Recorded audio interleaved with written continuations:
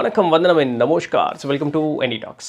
இன்றைக்கி நம்ம என்டி டாக்ஸில் 2 நமக்கே உண்டான கேள்விகள், சந்தேகத்திற்கு உண்டான பதில் அப்படிங்கிறத பார்க்க போகிறோம். என்ன முதல் கேள்வி என்னவாக இருக்கும்? ஒரு நல்ல ஒரு தெளிந்த ஒரு ஞானி, ஒரு குரு அப்படின்னு சொல்லக்கூடியவர்கிட்ட எப்படி ஞான உபதேசம் அப்படிங்கிறது கிடைக்கும்? அவர் எப்படி நமக்கு பாடம் சொல்லி தருவார் அப்படிங்கிற ஒரு கேள்வி. 2வது கேள்வி, அந்த குருக்கிட்ட போய் சேர்ந்துட்டோம், அவர் ஒரு நல்ல ஒரு ஞானி எல்லாம் தெரிஞ்சிருச்சு.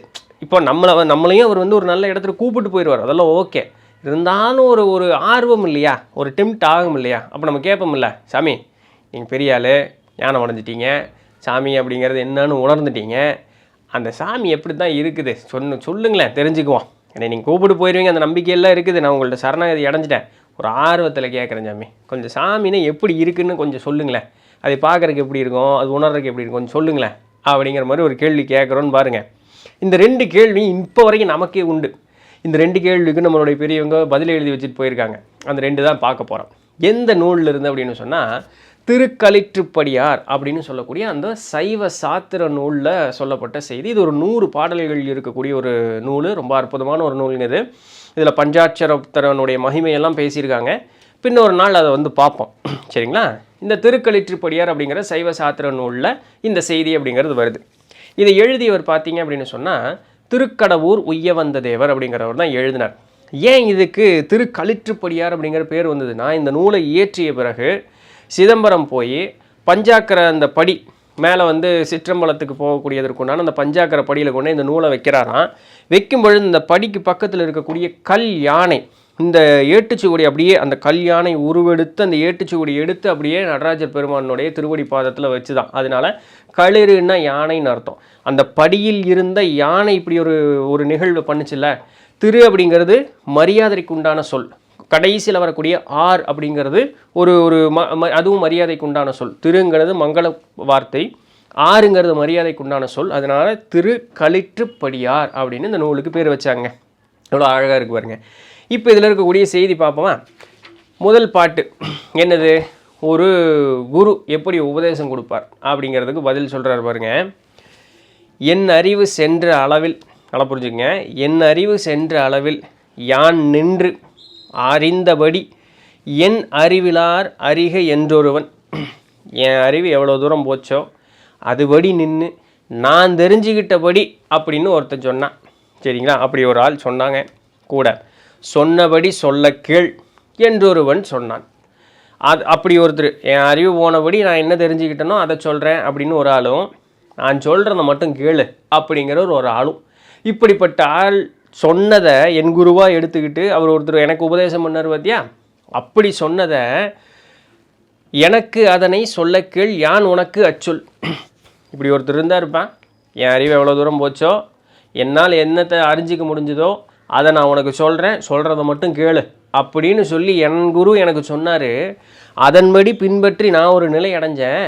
என் குரு எப்படி ஒரு வழியை சொல்லி கொடுத்து எனக்கு ஒரு நிலை அடைய வச்சாரோ அதுபடி இப்போ நானும் உனக்கு சொல்கிறேன், சொல்கிறத மட்டும் கேளு அப்படிங்கிறார். இப்படி தாங்க குரு உபதேசம் இருக்கும். நம்ம அவங்க பேசும்போது நடுவில் டவுட்டெல்லாம் கேட்டுக்கலாம், இல்லைன்னு இல்லை. ஆனால் அந்த டவுட்டு கேட்குறதுக்கு முன்னாடி சொல்கிறத மட்டும் கேள், அவ்வளோதான். அந்த சொல்கிறத மட்டும் கேளுன்னா அவங்க என்ன சொல்கிறாங்க, எனக்கு தெரிஞ்சது நான் பின்பற்றின முறையில் நான் இதை போய் தெரிஞ்சுக்கிட்டேன், ஐயா எனக்கு தெரிஞ்சதை நான் உனக்கு சொல்கிறேன், சொல்கிறத மட்டும் கேளு. இப்படி தான் இருக்குங்க குரு உபதேசம். ஆனால் இது தன்னடக்கத்தோடு அவங்க சொல்கிறதுங்க. அவங்களுக்கு எல்லாமே தெரியும், பெரிய ஆளுங்க அவங்க.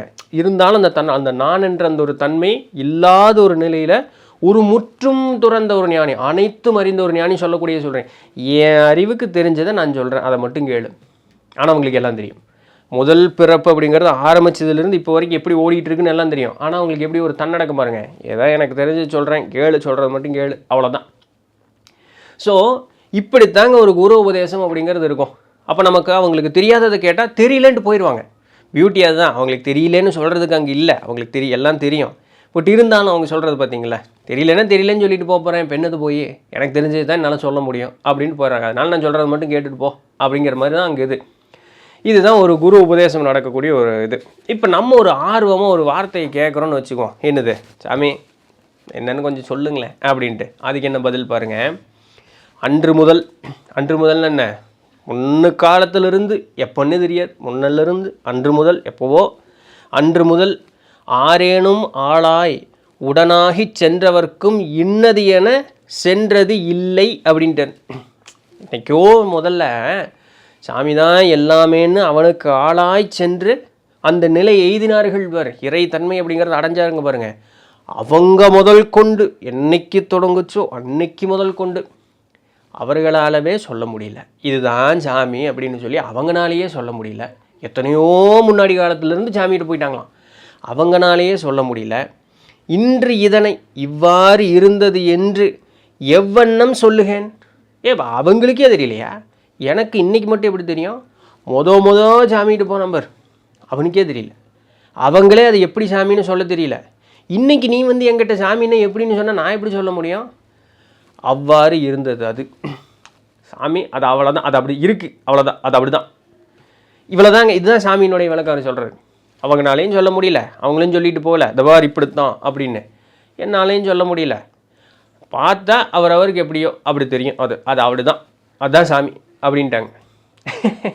என்னையா இது விளக்கம் அப்படிங்கிற மாதிரி இருக்கலாம், பட் வேறு வழி இல்லை. அதுதான் உண்மை, இறைத்தன்மையினுடைய உண்மை.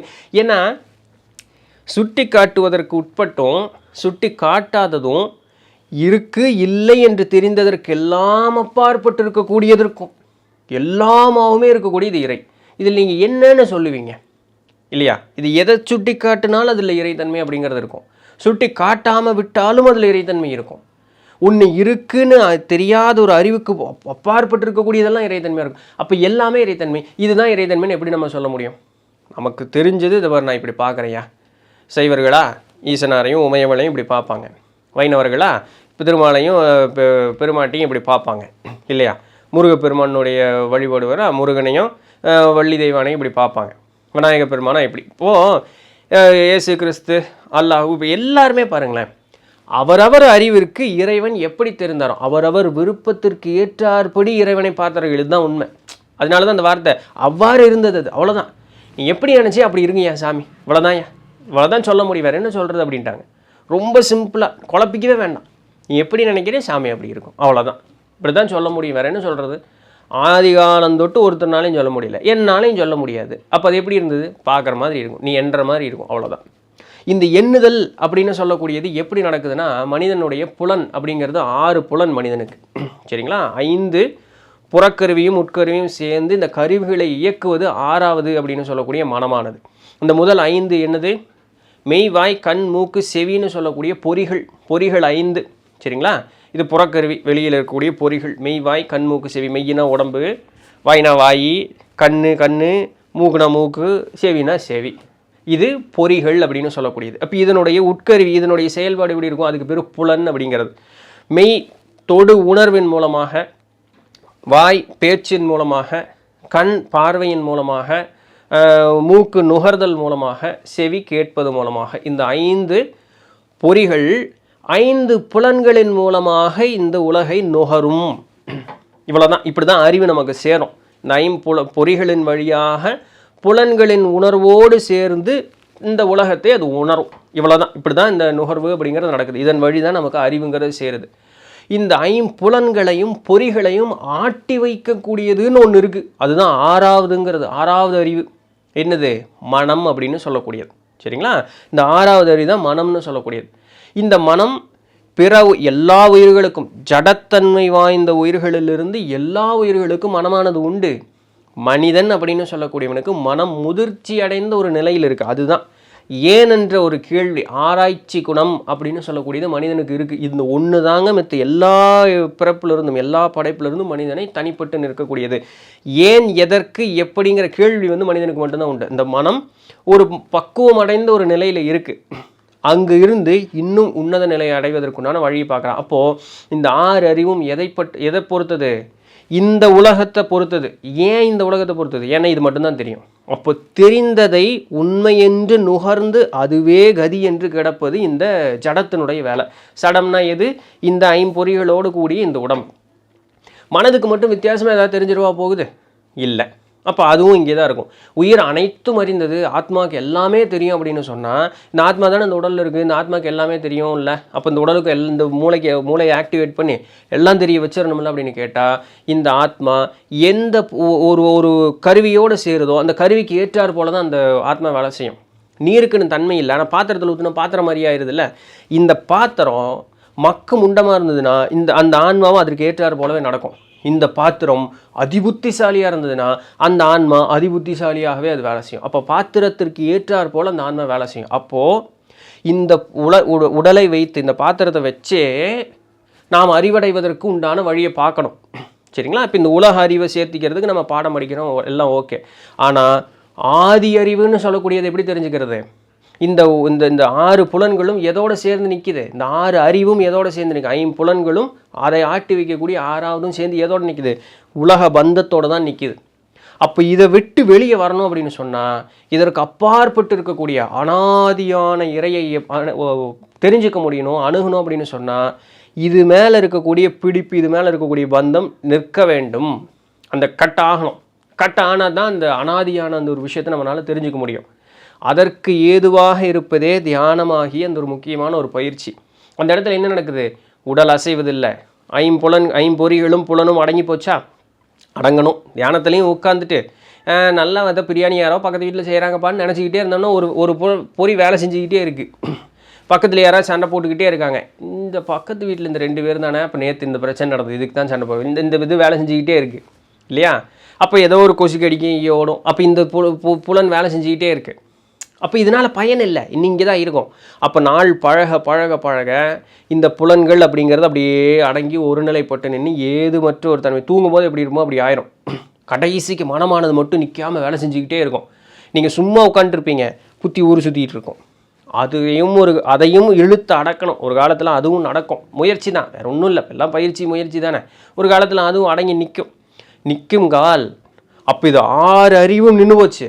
வேறு என்ன நடக்கும்? இதற்கு அப்பாற்பட்டு இருக்கக்கூடியது உணரக்கூடிய அந்த ஒரு தன்மை அப்படிங்கிறது ஏற்படும். அங்கிருந்து மறுபடியும் ஒரு பயணம் தொடங்கும். சரிங்க? அப்போ இன்னும் நிறைய என்னென்னலாம் இருக்குங்கிறதெல்லாம் தெரியும். அது மேலெல்லாம் கவனம். அந்த குதிரை கடிவாளம் கட்டின மாதிரியே போயிடணும். சாமி ஒன்று தான் அப்படின்னு சொல்லிட்டு இந்த கடிவாளத்தை நீக்கணும்னு ஆஹான்னா அப்புறம் போகிற தடமெல்லாம் நாய் மேலே களை தூக்கி போட்டுட்டே இருந்தோம்னா போகிற தடத்துக்கு போய் சேர மாட்டேன். நேரங்காலத்தில் களை தூக்கி வீசிக்கிட்டே நிற்க வேண்டியது தான். அதனால் எல்லாம் இருக்குட்டியா, நான் நேராக எண்டுக்கு போயிடுறேன், அங்கே போய் நின்றுட்டேன் அப்படின்னு சொன்னால் இது எல்லாமே எனக்கு தெரிய வந்துடும். அதனால் இங்கே நின்று பார்க்கணுன்னு அவசியம் இல்லை. விறுவிறுன்னு கண்ணை மூடிட்டு ஒரே ஓட்டம் தான், பேசாமல் ஓடிடணும்.